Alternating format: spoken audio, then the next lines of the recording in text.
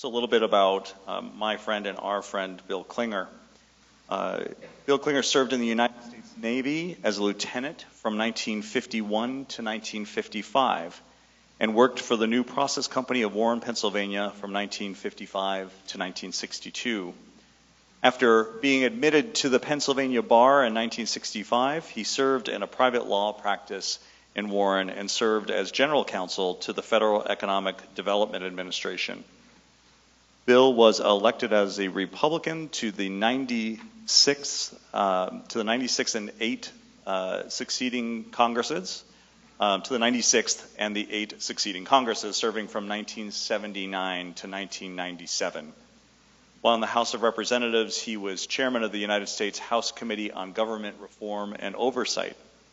Bill served as a fellow to the Institute of Politics, John F. Kennedy School of Government at Harvard University, 1997 to 1998, and as a senior fellow in the Political Science Department of the Johns Hopkins University beginning in 1997. He was honored in 2006 with the Woodrow Wilson Award from the Johns Hopkins University, and the post office in Warren was named in his honor for his years of service in Congress and the Warren community. A third-generation Chautauquan, Bill served as a trustee from 1997 to 2007 and chair of our Board of Trustees from 2001 to 2007. He also served on the Renewal Campaign Cabinet and the Idea Campaign Cabinet as a volunteer fundraiser, and he has been one of those folks that I have grown to adore and always enjoy our impromptu talks, and he warned me this talk was inside of him when I saw him in Florida a few months back. So Chautauqua, please join me in welcoming Bill Clinger to the dais. Thank you. Thank you. Thank you very much, Michael. And good afternoon, fellow Chautauquans. It's a pleasure for me to be here to talk to you about a very knotty subject matter, which is very current at the moment because of the fact that the Supreme Court has done what I was hoping they would do, which was to declare the practice of gerrymandering unconstitutional, and therefore that all the states would have to reorganize the way they go about selecting their representatives in Congress. But unfortunately, for whatever reason, I'm still not quite clear. The court refused to do that and said that that was not an accurate place to come to remedy the problem, which they agreed, in fact, was very real. I mean, the fact is that gerrymandering is clearly a very discriminatory way to go about it, and I'll tell you why that is so as I go along here. But basically, it was the fact that I think the court really wants to be sort of seen as apolitical, non-political, and that if they were going to be selecting who or what districts were going to look at, that was going to look much too political. So they didn't do that, and therefore I was jumped up to the point where I said, well, I really ought to give this speech again because it really is something that well, I'll get into why so. But anyway, I'm apologizing right off the bat here because I'm going to be reading the speech, and there are a couple of reasons for that. Normally I try to not have to read speeches, but this one is important because, well, there's a lot of sexy data in the material, and I want to make sure that I want to make sure you don't miss any of it. So, but you may miss it anyway because I am not very good at memorizing script anymore. So if I start rambling incoherently during the speech, you'll understand that I've lost 2 or 3 pages of the script. So. But we'll carry on nevertheless. And I wanted to thank, Michael has moved on to his next appointment. I wanted to thank him very much for a very generous introduction. And also I said, when I introduce myself, I sometimes go to an old the playbook of the Alcoholics Anonymous and say, my name is Bill Clinger, and I'm a recovering politician. And I am, and I hope I am almost fully retired. I should, or recovered, because I've been out of there a long time. I was elected to the House in 1977 and served 9 terms and retired in 1997. I sat, as she said, on the Public Works and Transportation Committee and served as chair of the House Government Reform and Oversight Committee, where during my 15 minutes of fame, I was known for badgering the new Clinton administration for firing the entire White House travel office. And the staff, because the administration claimed they were stealing money, and they were not. The travel office had been there forever. They're non-political. They're subject to be fired for any reason. You don't have any reason to get rid of them. And yet Mrs. Clinton particularly was very anxious to have them fired for just cause, which is why they were charged with theft. Fortunately, they were charged and actually tried and acquitted of having done that. So that was that was my 15 minutes of fame, and I wasn't very proud of them. Nowadays, I spend most of my time as one of over 200 now members of something that has been dubbed the Reformers Caucus. And it consists of equal numbers of Republican and Democratic former members of Congress, and all of us are committed to promoting reforms that could restore Congress to an effective legislative body reflective of the will of the people, which today, believe me, it is not. And we're doing it with a sense of some urgency, I must tell you, due to the increasing inability of the House to even function. And I think you observe that, and the House is not very effective or effective at all in moving the agenda of the administration. Now, you may say that Congress has never been a paragon of democratic virtue, and it's true that by and large the American people have viewed Congress and its members with contempt, shall we call it contempt, rather than admiration. It was, after all, Mark Twain who back in the 1890s said, there is no such thing as a native criminal American class except for Congress. And so it was Ambrose Bierce who, when he was asked why he never voted, said, because it just encourages them. And I must say, my experience came in my first term when I was on my way to the House floor. They ring bells to tell you when you have to get to the House floor to cast a vote, and this was giving me my 10-minute notice that I had to be at the floor. But as I was making my way to the floor, I passed a group of tourists who were visiting the Capitol and going through all the and I heard one of them looking, and this whole group was looking at me as I was coming by, and one of them said, "My God, one of them's escaped."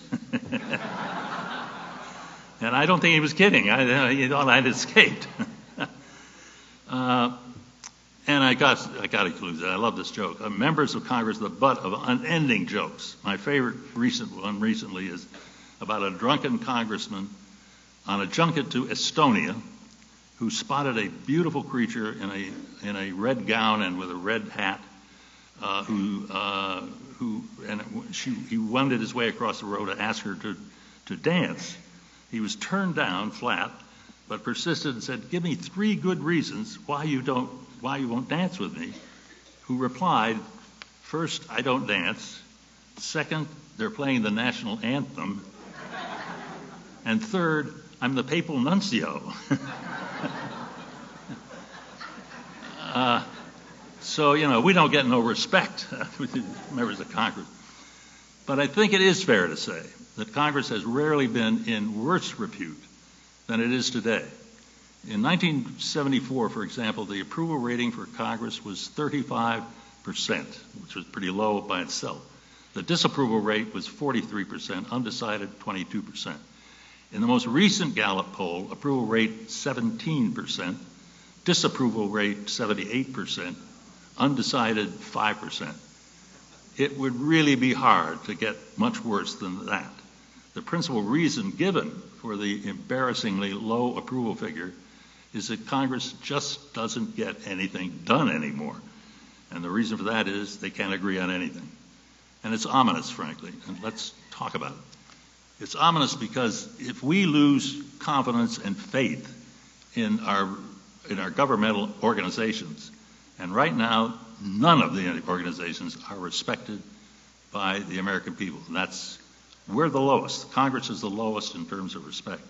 The president's about next.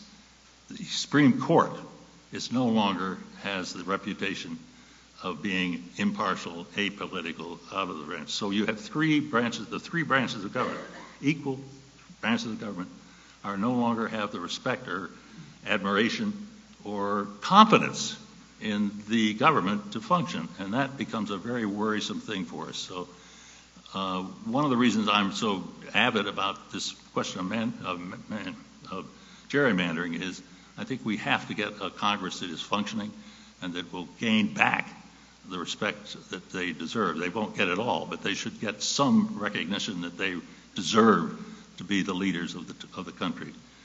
So the reason I'm here today is really to try to recruit you, your help, basically, in getting rid of gerrymandering as the principal way most states, congressional delegations are reapportioned every 10 years, and the main reason why Congress doesn't work anymore. Why now, you may ask?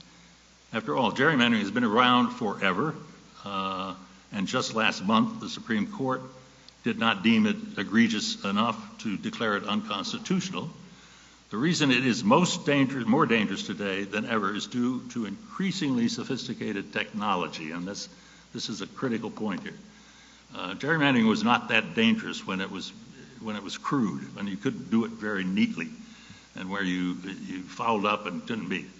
Today, because of technology, which makes gerrymandering a dangerously powerful weapon in distorting Congress as representative of the will of the American people.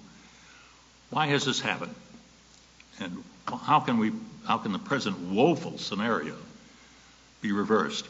And those are the questions I'm going to touch on today. In doing so, I'm going to be critical of both political parties, but unfortunately, I have to be more critical of my own party, the GOP, if I'm to be perfectly honest.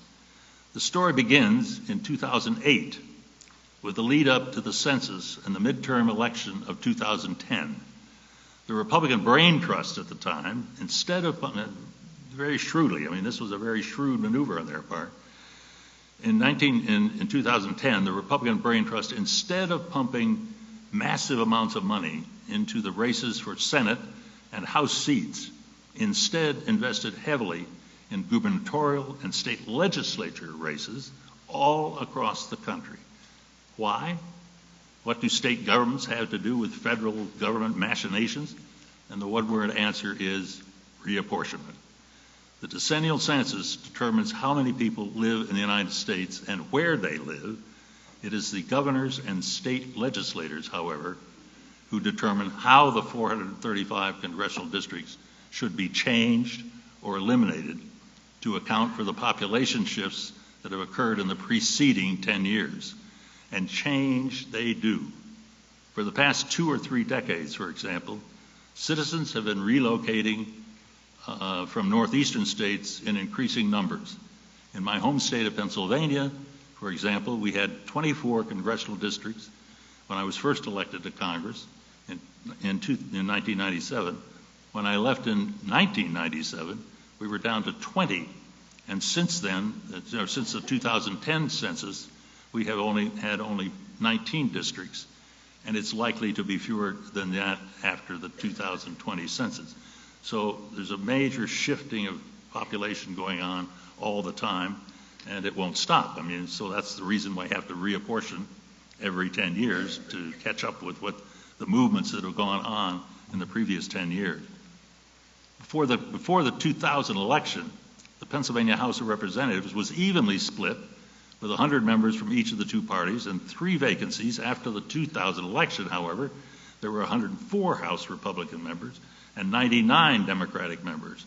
And Republicans also retained control of the state Senate and the governor's position. As a result, following the 2000 census, Pennsylvania Republicans had full state control of the redistricting process because of the massive amount of money spent by the National Republican Party on state legislative and gubernatorial races. And there were comparable results all across the country. And Republicans were in the driver's seat for drawing new reapportionment maps in state after state after state. And that has persisted for 10 years.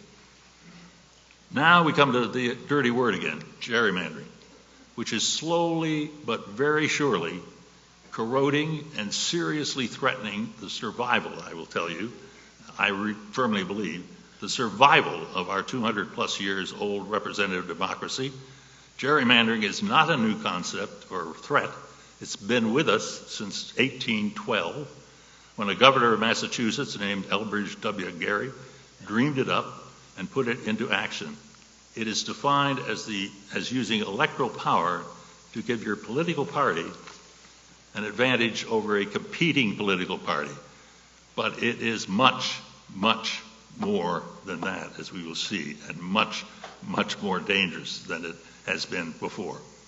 At present, all but 7 state legislatures have the power to draw new congressional district maps and use gerrymandering techniques to do so.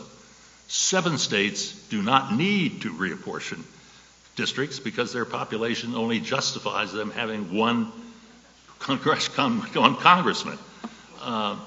Only one district. You only have only one district congressman. Anyway, 6 states have taken the power to reapportion away from their state legislatures and have other means to get the job done. So the lineup today, as we're facing the coming census next year, as the lineup today, 6 states has 35 states who do reapportionment the old-fashioned gerrymandering way. 6 states have authorized independent, apolitical, or nonpartisan commissions to do the work. 2 states designate selected politicians to redistricting commissions, and 7 states, as I've said, have only one district because they have only one, that's it. And what has this motley conglomeration of ways to reapportion federal congressional districts produced? I think that what they have created is a politically rigged incumbent protection Congress. Thank you.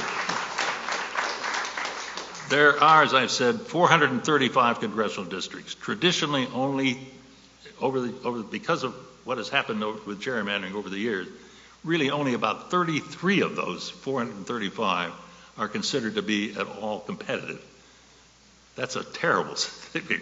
Out of 430, they only have 33 seats that are definitely in a competitive situation, and only 18 of them are deemed to be so close that you can't predict who the winner is going to be. The 2016 election, however, was not a traditional year, and that did change things pretty dramatically. It was a wave election, and Democrats won more than enough seats easily to take control of the House. Technology has made it possible for reapportionment to create districts, and this is an important note, to create districts that comply with every one of the requirements that the U.S. Supreme Court decision in Baker versus Carr, which mandated that one man's vote should be neither more or less valuable than any other man's vote.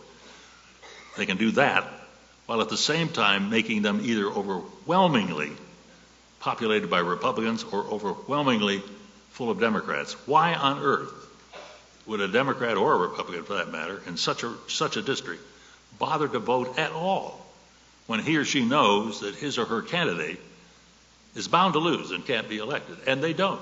I mean, why do you go to the polls if there's no hope that your candidate could win? In my first campaign in 1977, I ran against an incumbent in a very competitive district and won with 52% of the vote. In my last one, 18 years later, when things had changed and gerrymandering had bitten into the thing, in my last campaign, the Pennsylvania legislature had gerrymandered the district so much that no Democrat chose to even run against me because the district was so lopsided in favor of Republicans. And the state senator who replaced me 2 years later was a key figure in drawing the map that made my victory and his possible. And that's one of the reasons it's so tough to get this changed, is because the Constitution gives the state legislatures the power to do reapportionment. And I'll tell you in a minute that most of the members of state legislatures want to be in Congress themselves. And why wouldn't they want to keep the gerrymandering system? Because it provides them with an employment. So that was just one example of how the gerrymandering has changed things. During his campaign for president, for example, Donald Trump said he could shoot someone dead on Fifth Avenue in New York and still be elected. Winning candidates in gerrymandered districts can say exactly the same thing. They can't be beaten. Republicans have already paid a price for their success in controlling much of the national reapportionment procedures since the 2012 election. When a congressional district is heavily slanted left or right, the only meaningful election, if any, is likely to be the primary. In recent years, Republican incumbents have been losing their seats in primary elections to considerably more conservative opponents, while Democratic incumbents have been losing to more liberal and progressive challengers. This has led to a breakdown in what is called the regular order in Congress. Most critically, it made it almost impossible for Republican leadership in the House in the last 10 years, or 8 years, to move any legislation through the committee to the floor of the House and onto the Senate. Almost impossible. The obstructionists to the Republican leadership in this case were first a group of Republican members from gerrymandered districts called the Freedom Caucus, composed of 30 to 40 hard right conservatives, and a second, less organized group of sort of Bernie Sanders and Elizabeth Warren progressives, also from gerrymandered districts as well. And they were unwilling to negotiate or compromise over any kind of policy matters at all with the Republicans. It was more critical for the Republicans, who ostensibly controlled the House floor, but were unable to pass legislation at all, or only by making unwelcome concessions to the rogue Freedom Caucus. This was caused, and this I have to fault my own party again, this was caused by a long-standing but really bad decision that was made some years ago, that a Republican Speaker of the House will not ever bring a bill to the floor for a vote unless he is assured that a majority of his own Republican members are prepared to vote for that bill.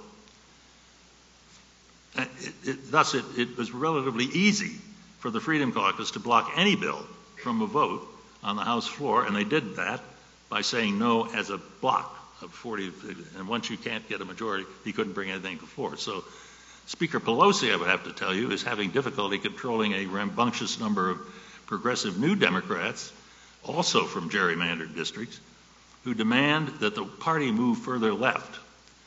However, an equal number of more moderate members who beat incumbent Republicans want no part of a robust liberal agenda for their party, for fear that they will be one-term losers. I mean, they upset a sitting Republican in a Republican district, so they want to keep it moderate. They don't want to move into any kind of progressive activity. So from a productive level, the Democratic Congress is really no better off than the Republican one. The best evidence today that the Congress no longer represents the will of the people is that by an overwhelming majority, as I've already indicated, 74% of the people disapprove of its overall performance. By similar majorities, they would like to see action on issues like gun control, maybe, on reducing the deficit, getting out of Afghanistan, climate change. I mean, the list of things that haven't been really dealt with in years now are still waiting to be dealt with and are not on anybody's agenda to be considered for legislative action. The price Republicans paid for this disconnect between what people want out of Congress and what they actually get out of Congress was the inability, total inability of the leadership to enact a Republican agenda, and ultimately they lost the House. What happened in my state of Pennsylvania is a harbinger of really things to come. As I previously noted, in the 2010 elections, Republicans won a landslide victory, along with the power to control the reapportionment process. From then on, the map that the Republican legislature drew in 2011 was a classic example of overreaching. Under the plan, it created 12 gerrymandered Republican districts and 7 Democratic ones, even though considerably more Democrats than Republicans voted in that election. While the plan was severely challenged over the next 10 years, it was not changed. So every election for 10 years was under that map. While the plan, and so they ruled the roost up till 2017, when the League of Women Voters finally weighed in, filed a lawsuit claiming the 2011 map was unconstitutionally gerrymandered in favor of Republicans under state constitution. To make a long story short, a court ended up drawing the map that was in effect in the 2016 election. That election flipped 4 Republican seats from Republican to Democrat for a new alignment of 11 Democrats to 8 Republicans, which frankly probably better reflects the overall voting pattern in the state and makes it unlikely that Pennsylvania will vote for Trump or for the Republican Party next year. The bottom line, similar narratives can be found in the 35 other states where state legislators control the reapportionment process, and where, because of sophisticated use of gerrymandering and even ever fewer competitive congressional districts, Republican-controlled legislatures produced increasingly hard right conservative delegations, and Democratic states produce increasingly hard left progressive ones. The result is that I've lost my place here. To the mainstream of the Republican, while Democratic the mainstream Democrats in Congress itself becomes a more and more unrepresentative body.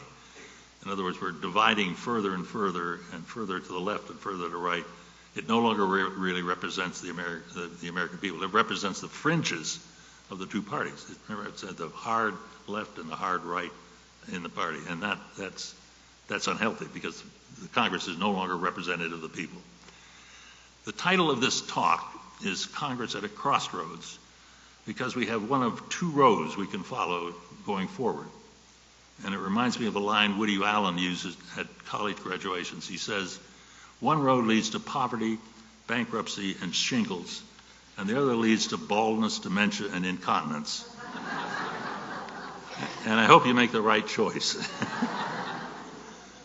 I have much better, more positive second choice for making Congress more competitive, and its avatar is California. California has 53 congressional seats, the largest in the country, and it has a long, long history of fighting over how to go about reapportioning them. This struggle came to a head recently, or during Republican Arnold Schwarzenegger's stint as governor. He was totally frustrated by having to deal with both a Democratic State House and a Democratic Senate, State Senate. He worked very hard and campaigned very hard to get the California people to take away the power of reapportionment from the state legislature and vest it in a nonpartisan or apartisan commission of non-politicians, of citizens. And it happened. And the result was absolutely dramatic. In districts where incumbents routinely got over 70% in a gerrymandered state, because of Democratic gerrymandering, election victories were much narrower, continue to be much narrower, and more competitive. And winners, less hard right conservatives or hard left lefties. Dramatic also is in the performance of California's delegation as a whole. When I first came to Congress, the delegation was the most fractious disputatious, nasty bunch of people you can imagine. They could not hold joint meetings because they get into fistfights, and they were absolutely, they couldn't meet in a room together. You had a member like a guy we used to call B1 Bob Dornan, who was a military jerk, and he was he would in the same delegation with Maxine Waters, who's about as far to the left as he was to the right, and they couldn't even be in the same room together. So that's the delegation it was. Since reapportionment has been handled by the Commission, the delegation is the most congenial, cooperative, and friendly group of people you could be around. And I lived through both of those phases because it changed during my time. And they are now a very effective delegation. They get things accomplished for the state of California. They work together in harmony.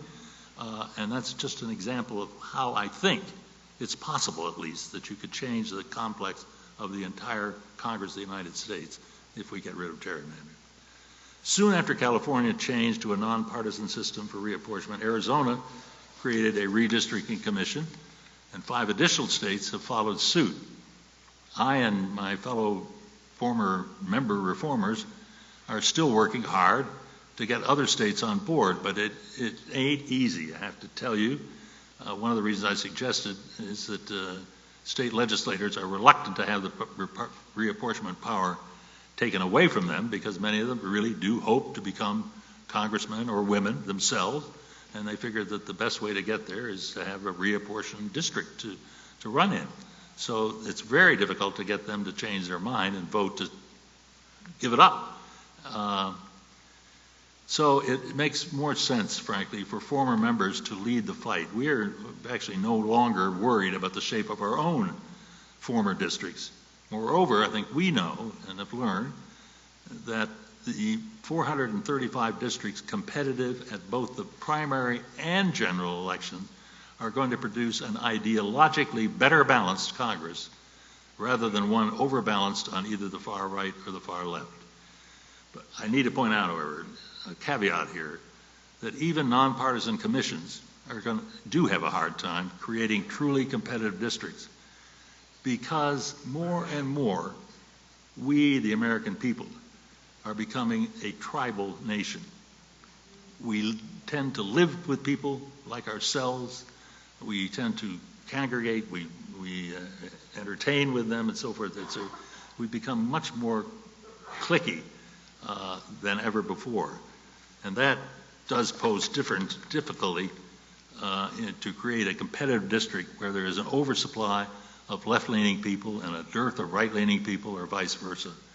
This trend is made worse, as I'm sure you would agree, by cable television news and the social media, where, for example, people who get their news solely from Fox News or MSNBC become more readily or rigidly conservative or liberal, and far less interested in hearing from the other side or sides of any given issue. Congress itself could mandate a requirement that reapportionment be conducted by nonpartisan commissions in all states. In fact, it already did so when the new Democratic House included such a provision in what is called the For the People Act, which it was introduced last year, or the first item they introduced in their new Congress. It passed the House in March of this year. Significant development. Why aren't I urging you to, lobby the members of Congress? The reason is that I think I have to tell you that there are cynics in the Congress. You can't believe it, but there are cynics down there. And they knew when they voted for it in the House, they wanted to make a statement that, we're much better than Republicans, we're offering a totally revolutionizing way. They were doing that with the understanding they knew it was never past the Senate. And that was the block. That it was never going to pass the Senate, and it will never pass the Senate this year at all, and it will never pass the Senate next year at all. The Democrats on the House side voted for it, but they were also assured that they were never going to have to pay a price to their state legislators back home because the bill was never going to pass. Democrats voted for it, also knowing that it was never going to pass and they didn't have to worry about it. So it was dead on arrival because it never really got off the ground, and the Senate has not dealt with it. And you'd say, well, how about the senators, though? Because the senators, they have no skin in the game in terms of gerrymandering. I mean, they don't get gerrymandered. They all represent the whole state. And so why wouldn't they be more receptible to saying, yeah, we ought to change the system and do it more democratically? And I think most of them would feel that way. The one person who doesn't probably feel that way, because he's up for re-election next year, is the leader of the House, Mitch McConnell, and he would be opposed to it because he does not want to offend his state legislators who will help him get re-elected, and therefore he doesn't want to offend them. He will not bring the bill to the floor. So both parties were really very happy to say, okay, we voted for it, but it's gone, and we don't have to worry about it.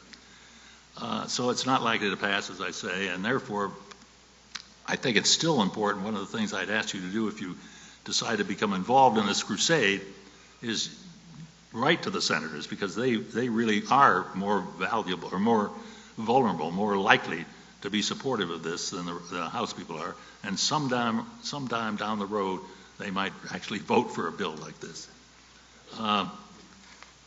Equally unfair, or let's see, turning pages is not my forte.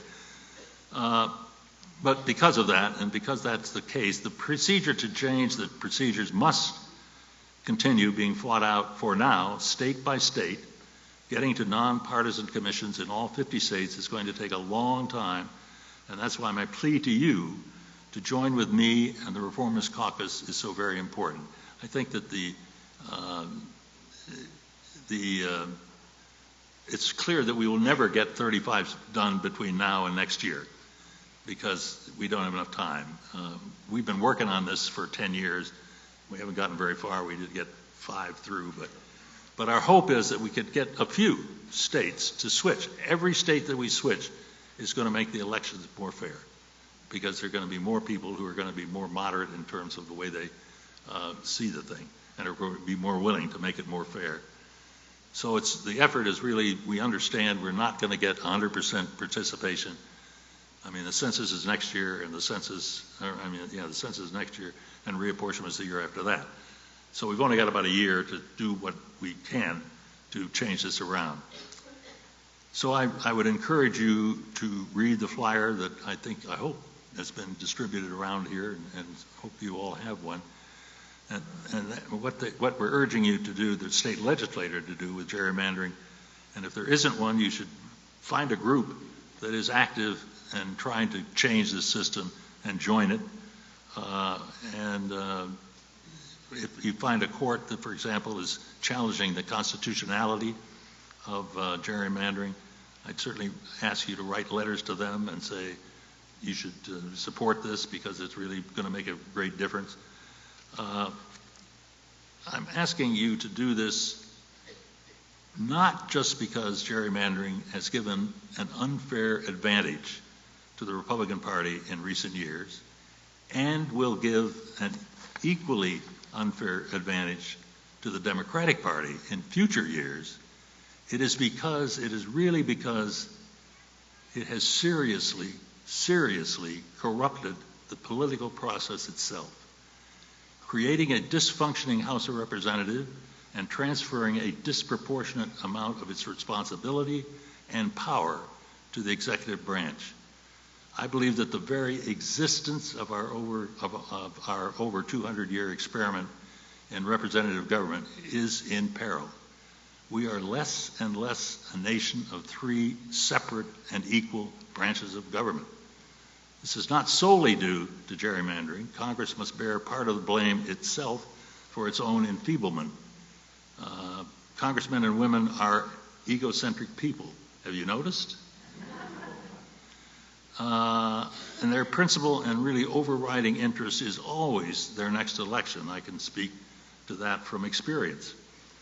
They are pleased to vote for legislation favored by the American people, less eager to vote for taxpayer money necessary to fund the programs. And as a result, despite the fact that Article 1 of the U.S. Constitution vests the total power of the purse exclusively in the Congress and in the House of Representatives, the House has more and more abrogated that power and transferred it to the executive branch. Way too much money is now in the hands of the executive that should be carefully monitored and controlled by the House of Representatives. So you say, if we've transferred this much power from the Congress to the executive branch, why do we need a Congress at all? But that's a story for a whole other talk. Now, while state governors and state courts, not legislatures, have been, I'm going to cut down some of this. The only remaining option, really, at this point, to get the result we want, which is nonpartisan commission, is reforming the way Congress is with the people. We are the only ones that can do this. We can do so by vigorous lobbying. And I would urge you, if you join us, to write letters to your senators, even though they're not going to do anything this year or next. At least condition them for the fact that they might be considered, would be willing to consider at some point in time. And then, the main thing is to vigorous lobbying of the state legislatures in the 35 offending states to clean up their acts and transfer their power to reapportion to nonpartisan commission. We can and should also join in lawsuits and so forth. The Supreme Court's ruling probably is going to disenfranchise 5 of the commissions that have been created already because they were created by federal courts. And Justice Roberts has said we had no business doing that because the court had no business entering in that area. So the only one that may be left, it's possible, at the end of all this would be California, because that was selected by a statewide referendum, and the California people voted for it, so it will stand up. But all the rest of them may be. We may be starting all over in the 5 states or 6 states that already had selected a commission. I hope not, but I'm afraid it could happen. And I'm not going to talk to you. Well, I might a little bit. I had hoped that the justices would have decided that this case, on the gerrymandering case, differently than they did in what was called the Citizens United case. And that's the other major cause for why Congress is no longer an effective body. It's because money now talks very big. The Supreme Court decided that somehow or another that money is speech. And that means that labor unions, corporations, all kinds of special interest groups are persons and entitled to First Amendment protection on freedom of speech. It's sort of hard to kind of reason that out, but that's where it stands. And as a result of that, there is enormous, too much money sloshing through the whole political process. There's no limit on the amount of money that can be put into congressional elections, senatorial election, state legislative, anything. I mean, the money can flow like wine, as we say, and it does. And it's too much influence by two special interest groups, and they're prompted also by gerrymandering. It further removes Congress from the place where the founders intended to be. I retired from the House in 1997, long before Citizens United decision was made, but the unending pressure, even then, to fundraise was one of the main reasons I personally decided not to run again. As a committee chairman, I was expected to raise campaign money not only for my own campaigns, but for various Republican Party entities as well. So it was I was supposed to be the dollar man. And this involves spending, and I will tell you I was not alone, every Republican member and every Democratic member had the same assignment. I was expected to raise campaign money, as I say, and required me to go for an afternoon each week, or more often during election years, in a cubicle. I would go to a cubicle at Republican headquarters near the Capitol. I'd be dialing for dollars. To do so in my own office would have been illegal, so I had to leave my office and go to another place to do it, and sit in a cubicle all day, calling on the phone. And I must tell you that as there was many or not most of my calls resulted in a request by the person I was soliciting for money for often an inappropriate favor of some sort for me as a congressman to do. In my hemming and hawing, and I was mainly hemming and hawing in response to those requests, but I would end up vaguely saying I would see what I could do, in which case it was probably illegal for me to even say that sort of thing. But actually, I'm hopeful that the statute of limitations has expired on those things. But actually, the only thing I could actually ever be charged with is lying, because I never did anything for the people that requested something. If money is the root of all evil, and I think it is also the mother's milk of politics, but something I got very sick of and tired of participating in, and I'm not unique. I never met a congressman or congresswoman who really took any joy in having to spend that afternoon every week over in a cubicle trying to dial for dollars and get money. The Reformers Caucus could do little to reduce the impact of special interest money on congressional elections, except collectively to hope that a future Supreme Court will reverse its unfortunate decision. What we can do and should be doing is something about gerrymandering. So now I'm going to give the caveat. Some would say my critique of gerrymandering as the primary cause of congressional dysfunctioning is off the mark, because the American people have become more and more tribal over time. If so, then Congress accurately reflects the will of the American people by becoming more tribal itself. I totally reject that point of view. I think what belies this analysis is the fact that polls say the American people overwhelmingly support an active and functioning Congress, not a body divided into two warring and unbending tribes unable to agree on anything. And I really believe that that is the focus of what this whole effort is about. Again, I believe the reason Congress has become more polarized between the hard right and the hard left, bringing it literally to its knees, is because gerrymandering has made general elections much less relevant than before, and primary elections much more so over time. And in primary elections, it is the committed hardliners who turn out to vote in either number, in greater numbers than the rank and file. And that's significant.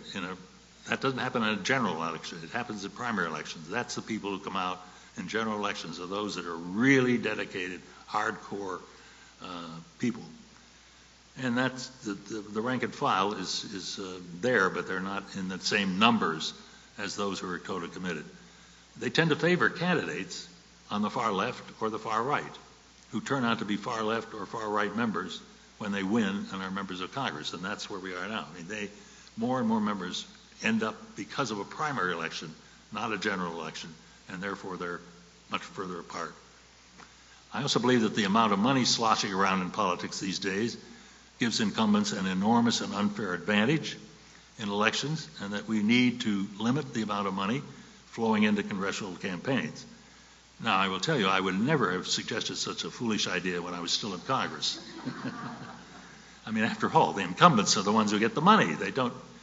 Challengers do not get a lot of money from PACs. It's the members of Congress who get it. So that's the other thing.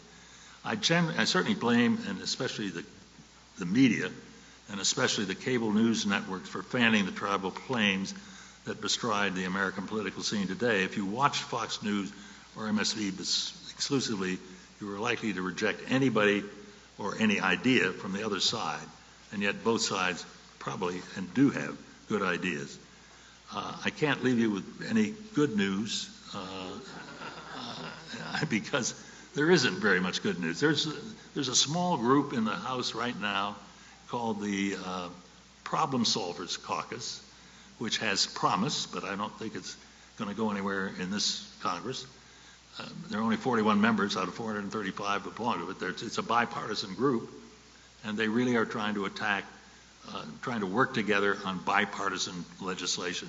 And I hope that grows, but it's got a long way to go because you've got a very bifurcated Congress at the moment, and they're a very small part of it. But it is a reform, but a real reform to restore Congress as a separate and equal branch of government can only occur when congressional elections are fair fights and not rigged blowouts, and that can only happen if we can get rid of gerrymandering, which means we the people get engaged, which means me, which means you. Thank you.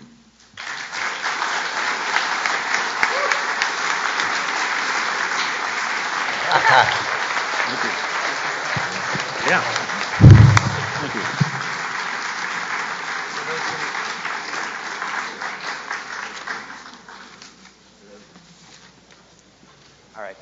All right. For those who'd like to stick around, we'll do the traditional Hall of Philosophy Q&A format. We've got a few minutes here, and we'll get through as many questions as we can and get everyone home for dinner. So, sir, on the left here, we can start with you. Congressman, first of all, thank you. When I was in your office in the early 90s about an issue, your only question was, how will this affect my constituents? Many people in Congress asked a lot more personal questions about them, how it would affect them and their reelection. Right. So I appreciate that. I've spoken to many committee chairs of both parties in the last couple of years, and even when they've agreed with what we were talking about, they said, but we can't do anything. It all comes down to Nancy Pelosi, Paul Ryan, Mitch McConnell, and if they don't want it to come to the floor, it doesn't matter how good it is, it won't get voted on. Right. Do you think solving some of the gerrymandering problems will resolve some of that problem? It would. I mean, I think that clearly if oh, I'm sorry. Yeah, I think it would. I think the other thing that strikes me is that you're right. I mean, they feel disenfranchised because nothing comes out of the place, and any of their interests are not even addressed. But the hope would be this problem solver caucus, which has introduced a thing to change the rules of the House. And the main change that would be made in that, if that bill ever were to pass, or no, the caucus, the reformers people are really working on it. And what they do is say the rule would change and allow any bill that had a significant bipartisan support, Republican and Democrat, would not have to have the Speaker's approval to come to the floor. It would come to the floor automatically. And that really, I think, would make a real difference, because if you had the strength of that to say, okay, we're going to move this to the floor, and Nancy Pelosi or Paul Ryan or McCarthy or any of them wouldn't deny that, would make a hell of a difference, frankly. Let's see here. Yeah, Bill Bates. Discuss what happened in Pennsylvania, because the Democrats, particularly the union, spent millions of dollars electing judges to the Supreme Court, who then turned around and said, oh, these districts are unfair, we're going to appoint a commission, and that definitely helped flip the state to the Democrats there. Right. So discuss, if you would, we have a whole elected Supreme Court judges there, and they were elected, and then they turn around and benefited the Democrats. So doesn't that taint this process to some degree? Sorry, what? Doesn't that taint this process to some degree and create some skepticism when you have elected judges who then turned around and favored the Democrats? That's right. And I think, well, that's what Justice Roberts is trying to mitigate by waffling back and forth on these things, because he's now perceived as not having having his own real principles of the thing, because he's trying to keep the thing in the middle of the road, and it's very tough to do that. I thought his decision on this gerrymandering thing was an example of where he's trying to avoid being perceived as in some way a political body, and he got away with it. I mean, he pulled it off, but it was a sad story that he did that. Yes, sir. Well, an hour ago, I thanked you for being a friend of my late parents, right. And also thank you for employing my sister, who worked in your office. Oh, great. Laura Gray. Yeah. Oh, sure. No. Yeah. Anyways, you mentioned the Tea Party and the Freedom Caucus. Well, with the latest budget passed by Washington, we've seen that the Freedom Caucus is really not fiscally conservative at all. No. So what does freedom mean to them? You must have had precursors of Tea Party people in your district. What makes them tick? They don't want any cuts to Social Security, disability, Social Security, Medicare, any of those. What makes the Freedom Caucus tick? Well, the problem begins with the fact that they come from districts that were gerrymandered to provide a constituency of far-right people. You know, when the lines were drawn, they made sure that they got a significant number of very hardcore Republicans in that district, so that the Freedom Caucus people don't really ever worry about offending anybody, because they're on the same team as all the people that are in his district. So that's one of the other reasons why we have too many right-wingers and too many left-wingers, because they all come out of gerrymandered districts, and therefore they're impervious to being considered, they're impervious to any fears of losing an election, and therefore they do what they want. Now, Freedom Caucus really didn't have any interest in seeing anything pass while they were in the last Congress. They just wanted to shut the whole place down, and they did a pretty effective job, because they couldn't pass anything because of that. Yes. Thank you. So my question has to do with the Electoral College and the National Popular Vote Compact. And my thought is that perhaps the National Popular Vote Compact, as it kind of rolls across the country, kind of helps to level the playing field, because the Electoral College reflects, of course, the gerrymandering that's occurred, and then who were the delegates, and the whole superdelegate idea that kind of got trashed. But could you speak some about the National Popular Vote Compact and how that would impact, how that is impacted by gerrymandering, or how that might get around the issue of got concern? rid of gerrymandering? You mean? Well, it seems to subvert the idea of the Electoral College, which kind of goes around the gerrymandering issue where the president is elected, right, or the presidential election. And there's a movement. I mean, there's always a sense after an election that the Electoral College should be done away with, because it is so. They feel it's so that it doesn't create the right result. They're asking you to use the mic. Oh, I'm sorry. I can hear you just fine. Thanks. But I'm not sure I understand what you're asking. How they. So the National Popular Vote Compact is being passed state by state, and what it is that the electors of that state are obligated to vote for the winner of the National Popular Vote. Right. Right. So now it's up to like 186 delegate votes. And it's got to hit 270, right? So my question has to do with the role of gerrymandering in the election of the president and its impact on the Electoral College. I can't really get the nexus there, because gerrymandering basically has no impact. It has impact once the election's over with, but it has no impact in terms of the actual presidential election or any of those. I mean, it really is limited to House seats only, and the extent that it creates a Congress that's very hard right or hard left, it does affect ongoing policies and so forth. But I don't think I don't know how it would impact on a federal election. Yeah. Thank you. What are your thoughts on permitting more open primaries where you would allow both independents and cross-party voting, and how that might blunt gerrymandering? It's interesting. California now does that. California has both a Republican primary and a Democratic primary, but the two top winners of both, it could be two Republicans or it could be two Democrats, are the ones that are on the final ballot, so that you're not assured that you're going to get a Republican candidate even on the ballot, because they're saying that it should be the two biggest vote getters, whether they're Republican or Democrat, to be it. Now, that's only been in effect for about, I don't know how many years, but not very long, so it's not really proven itself yet. But I had my former colleague Bill Thomas was here last week, and he was extolling its values and saying he thought it was really a great reform for their system of doing things. And he, as I say, California is sort of the avatar of change and making things better.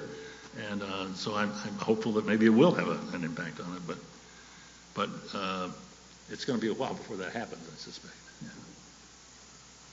Yes.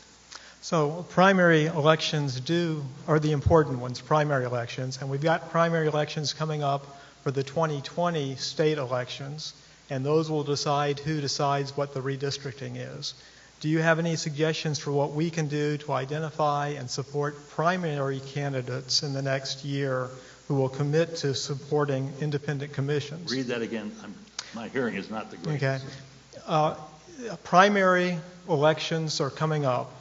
What can we do to identify primary candidates who will commit to supporting independent commissions when the next redistricting comes up? Because that's what we're voting for in the next year at our state level.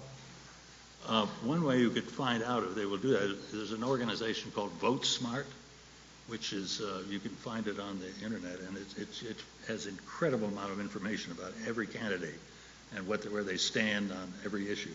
And that would be a major issue, because our reform scholars are going to make it a major issue in those elections, because these are going to be state legislators that are being elected, and we want to make sure that those people are going to be open at least to the thought that they should give up their power of reapportionment on House seats and so forth. Okay. Yes. Congressman, I just wanted to ask you, based on your personal experience back in Congress, did you ever feel you were jeopardizing your reelection possibilities by reaching across the aisle? Or is compromising really a dirty word? No, I think that the reason so many of us are in this Reformist caucus are old timers. I mean, we've been out of Congress for quite a long time. And in our day, it was that way. I mean, the whole sort of culture of Congress has changed over the years. Right now, it used to be that members, because you had to go back and forth to your districts, and the only way to do it was on trains or walking or driving or whatever, and so people moved their families down to Washington, and then the member would recruit back or return and campaign and do his work in the district. But by and large, they got to know each other in Washington. And nowadays, there's no communication at all between Democratic, one side of the aisle and the other. They just don't talk to each other. They are only there 3 days a week. That's another drawback. They should really be there longer than that. But they all go home, and as a result, they have very little intercommunication. And I think that's been a really bad thing for the Congress, because it means that, I mean, you can if you don't know a person, you can savage them on the floor of the House and accuse them of corruption or whatever you want to do and get away with it. It's a little tougher to do if you know them well and you've partied with them, gone out for dinner and so forth. It makes it a much more congenial place, even though you can disagree vigorously, but you're going to get along better. And then I actually did co-sponsor bills with a guy named Bob Ecker, who was a congressman from Eastern Pennsylvania, Democrat, and we co-sponsored legislation together and worked together on things, and it was a good place to be. But by the time I left, it was not a good place to be, because you fought all the time and you didn't, nobody trusted you. I mean, it became a sort of a hostile place to be. And I think that's why, for example, now the reason we're having a mass exodus by Republican candidates right now, sitting members of Congress who are resigning, I think over something like 9 last week alone. That has other reasons why they're doing that, but it does suggest that Congress is not the happiest place to be. Yes? I'm from Texas. We haven't seen a Republican like you in a long time.